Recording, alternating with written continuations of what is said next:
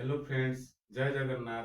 आप सभी को मेरा चैनल अप ऑन डीप में दिल से स्वागत है। आज हम पढ़ने वाले हैं class number 5 financial planning and process. हम पहले पढ़े थे concept of financial planning, needs of financial planning, scope of financial planning and concept of assets, liabilities and net worth. आज हम पढ़ेंगे फाइनेंशियल प्लानिंग प्रोसेस। ये फाइनेंशियल प्लानिंग प्रोसेस क्या होता है? फाइनेंशियल प्लानिंग प्रोसेस में एक क्लाइंट जो प्रॉब्लम लेके जाता है इन्वेस्टमेंट एडवाइजर के पास, इन्वेस्टमेंट एडवाइजर उसको सही तरीके से स्टडी करके उसको पूरा अच्छे से एनालिसिस करके उसको सॉल्व करता है और क्लाइंट को बेनिफिट देता है। इस प्रोसेस को बोलते हैं फाइनेंशियल प्लानिंग प्रोसेस। इस प्रोसेस में सबसे पहले 6 पॉइंट्स हैं।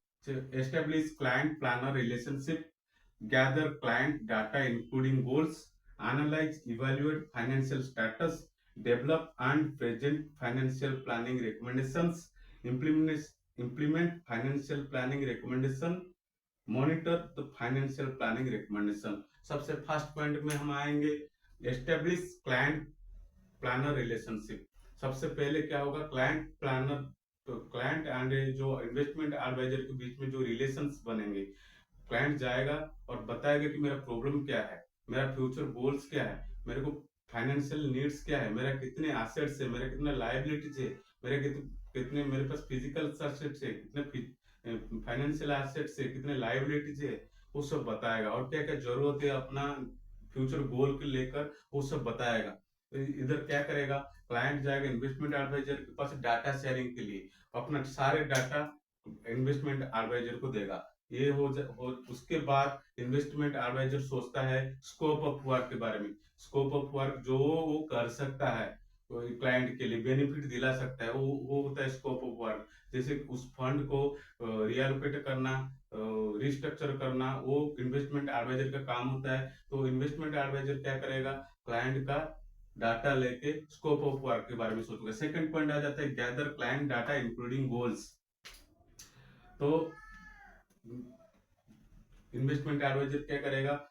जो क्लाइंट का फ्यूचर नीड है, भविष्य में उसका क्या क्या जरूरत है, जैसे कि एग्जाम्पल के तरह तरह बच्चे का एजुकेशन हो गया, बच्चों को मैरिज हो गया, नया घर लेना है, कुछ नया कार लेना है, लग्जरी आइटम लेना है, हॉलीडे प्लानर्स करने हैं, ये सब चीज क्लाइंट से पता करेगा। कौन? Investment advisor. उसके लिए कितना पैसा चाहिए वो भी पता करेगा, क्योंकि कैलकुलेशन करना है। और दूसरा क्या है? गोल। क्लाइंट का गोल क्या है, आगे क्या गोल है, कितने साल में अचीव कर सकते हैं, कितना पैसा उसके लिए चाहिए, कितने परसेंट में ग्रोथ होगा तो जाके वो अचीव कर पाएगा। नेक्स्ट है एनालाइज इवेल्युएट फाइनेंशियल स्टेटस। फिर इस ये है थर्ड पॉइंट, एनालिसिस। तो evaluate the financial status. Client का जितने करंट फाइनेंशियल स्टेटस है उसको एनालिसिस करेगा। करंट सिचुएशन ऑफ क्लाइंट का करंट सिचुएशन, हर महीने कितने पैसा आता है, कितना एक्सपेंसेस होता है, वो सब एनालिसिस करेगा। अभी क्या है नेक्स्ट? Assessment of income. जो भी इनकम आ रहा है उसको कितना वो अपने नीड्स के लिए एक्सपेंसेस उसका जो है उसको यूज कर रहा है, दूसरा कितना सेव कर रहा है, वो सब चीज असेसमेंट करेगा और एनालाइज करेगा। नेक्स्ट आ जाता है उसका एसेट्स कितने पहले से है, वो भी एनालिसिस करेगा, कितने फिजिकल एसेट्स है, फाइनेंशियल एसेट्स है, और जो भी एसेट्स है उसके पास, उसको अच्छे से सही करेगा, स्टडी करेगा, और वो बेनिफिट दे रहे हैं कि नहीं दे रहे हैं वो स्टडी करेगा। और नेक्स्ट आ जाता है लायबिलिटीज। यही सबसे बड़ा पॉइंट होता है, इसको मैनेज करना होता है सही से, नहीं तो यही प्रॉब्लम करता है फ्यूचर में। लायबिलिटी को स्टडी करेगा, उसका रेट ऑफ इंटरेस्ट क्या है, उसको कैसे जल्द से जल्द कम किया जाए या तो फिनिश कर दिया जाए, उसके बारे में इन्वेस्टमेंट एडवाइजर क्लाइंट को बताएगा।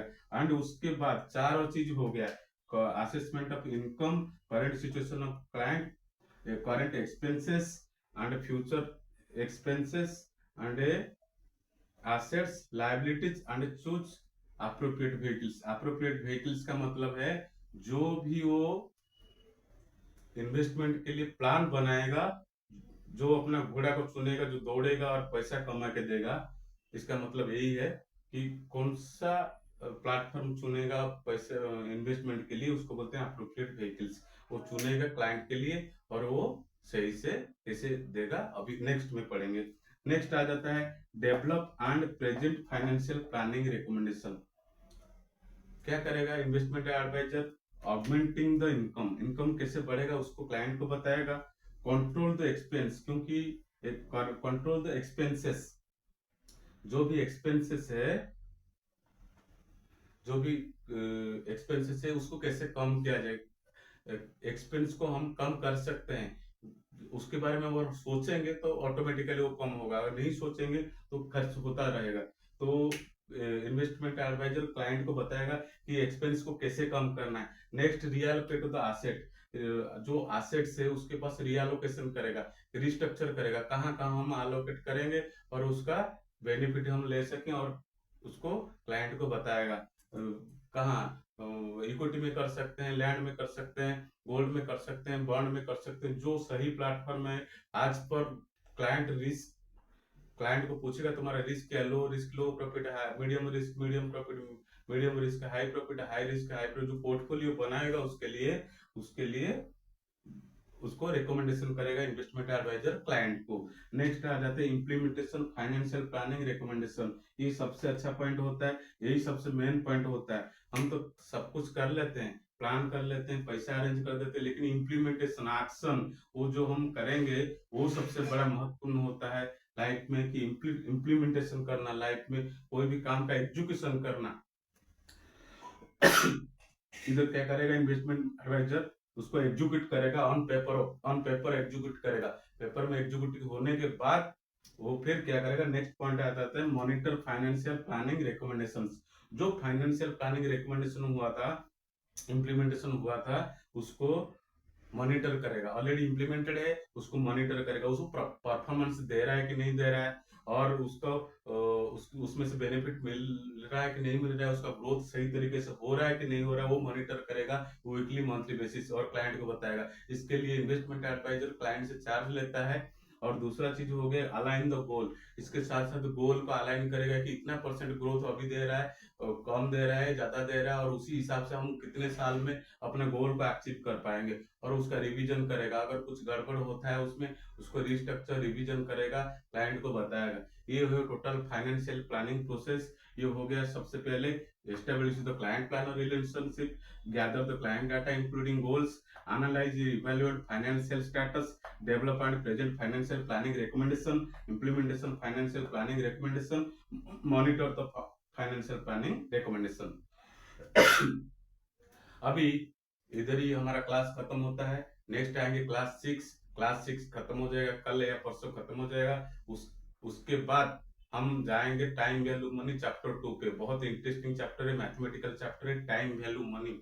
उसमें बहुत अच्छा दिया गया है, एन्युटी के बारे में पढ़ेंगे। इससे पहले मैं आपको बता देता हूँ, हमारा 3 वीडियो लंच हुआ था। एक है टेक महिंद्रा का शेयर एनालिसिस, और एक है IREDA Indian renewable energy development agency उसका, और तीसरा हो गया हैप्पीस्ट माइंड टेक्नोलॉजी का फाइनेंशियल एनालिसिस। हमारा वीडियो को देखिएगा, अगर आपको अच्छा लगे तो उसको सब्सक्राइब और लाइक कीजिएगा। मैं आप लोगों के लिए बहुत मेहनत करके वीडियो बनाता हूँ, इसलिए आप लोगों को ये रिक्वेस्ट करता हूँ, तो मेरे चैनल को लाइक और सब्सक्राइब कीजिए और बेल आइकन को दबाए मत भूलिएगा। धन्यवाद। जय हिंद।